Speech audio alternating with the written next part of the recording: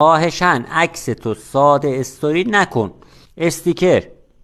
عکس تو اضافه کن، چند بار بزن روش که مربعی بشه و به این شکل برعکسش کن و این بالا تنظیم کن. استیکر. ساعت.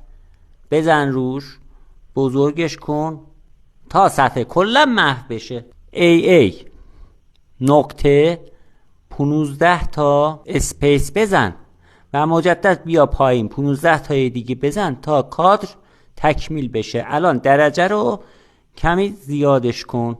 استیکر.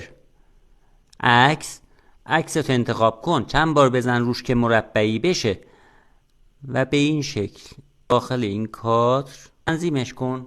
استیکر. گیف. این کلمه رو سرچ کن، این مدل انتخاب کن و به این شکل پایین این کادر تنظیم کن. اسم خواننده مورد علاقت هم داخل کادر بذار. پیج منو هم فالو کن که پر از این ترفنداست.